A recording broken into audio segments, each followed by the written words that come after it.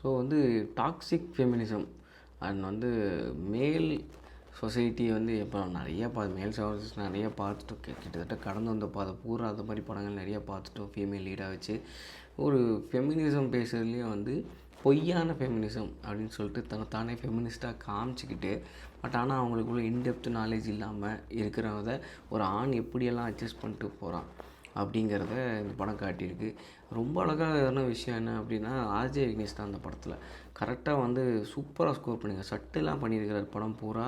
அவர் இந்த மாதிரி நிறைய கேரக்டர் பண்ணலாம் தோணுச்சு. ஹேர் ஸ்டைல்லாம் நீட்டாக வச்சுக்கிட்டு பர்ஃபெக்டாக பண்ணிட்டார். ரியோ படம் ஆரம்பத்துலேருந்தே பார்க்க முடியல. ரொம்ப கண்ணமெல்லாம் வீங்கி போய் தான் இருந்தது. மேக்கப்லாம் நல்லாவே இல்லை. பட் ஆனால் அவர் இன்னும் கொஞ்சம் மேக்கப்பில் கான்சென்ட்ரேட் பண்ணாலும் நல்லாயிருக்கும். ஏன்னா அதுக்கப்புறம் அவர் பர்ஃபார்ம் பண்ண அவர் எனக்கு லுக்ஸ் பெரிய பிரச்சனையாக தெரில. ஆனால் கொஞ்சம் ஒரு மேக்கப்பில் கான்சென்ட்ரேட் பண்ணலாம் அப்படின்னு தோணுச்சு. இந்த டான்ஸ்லாம் நல்லா ஆடுறாரு, இந்த பாட்டு நல்லா இருந்துச்சு.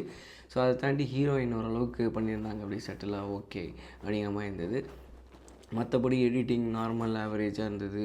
இது மற்ற எல்லாமே ஆவரேஜாக இருந்தது. சம்பவம் அது இதுன்னு போட்டது எல்லாமே ஆவரேஜாக இருந்தது. பட் பேசுகிற கண்டென்ட் புதுசு, தைரியமாக பேசியிருக்கிறாங்க. சும்மா நீ தோழர்னு சொல்லுவியே அப்படின்னு அவன் இரிட்டேட் ஆகுறது. அதுக்கப்புறம் ஜியு போப்பு வந்து அவன் வந்து கால் மார்க்ஸ்ன்னு சொல்கிறது, இந்த மாதிரி அவன் உடச்சி தள்ளுறது சில விஷயங்கள்லாம் வந்து நிறையா ஆண்களுக்கு சாட்டிஸ்ஃபேக்ஷனாக இருக்கும்னு நினைக்கிறேன். ஏன்னா இந்த மாதிரி எங்கேயுமே வரல. பேசிட்டு உடனே மன்னிப்பு கேட்குற மாதிரி தான் வரும். எண்ட் ஆஃப் த டே இதுலேயும் அந்த மாதிரியான ஒரு சம்பவங்கள் மேல் விட்டு கொடுத்து தான் போகணுங்கிற மாதிரி வருது.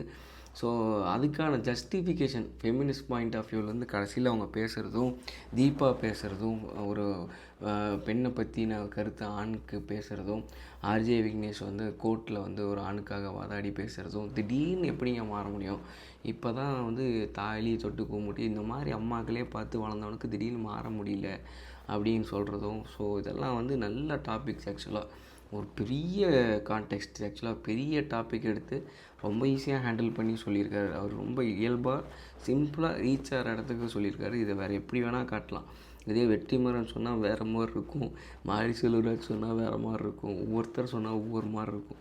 இவங்க ரொம்ப சிம்பிளாக ஒரு பாய் நெக்ஸ்ட் டோருக்கு தோன்ற விஷயங்கள், இதெல்லாம் என்னடா அந்த புடவையை ஒழிச்சு வைக்கிறது, இதெல்லாம் சாதாரண விஷயம் தானே, எல்லாம் தப்பு தான். பொண்ணு வந்து அரைக்குறையாக ட்ரெஸ் பண்ணிட்டு கூட வரும்போது என் ஒய்ஃப் என்ன வேணால் பண்ணுவான், அது பார்க்குறோம் பார்வையில் தான் இருக்குது அப்படின்னு சொல்கிறவங்க மத்தியில் இல்லை நான் என்ன பண்ணுறது, நான் இன்னும் அந்தளவுக்கு இது இல்லை அப்படின்னு மனசளவில் காட்டுறது, அதெல்லாமே வந்து ரொம்ப இயல்பாக காட்டியிருக்கிறாங்க. அது மாதிரி இன்றைக்கி படங்கள் வர்றதே இல்லை.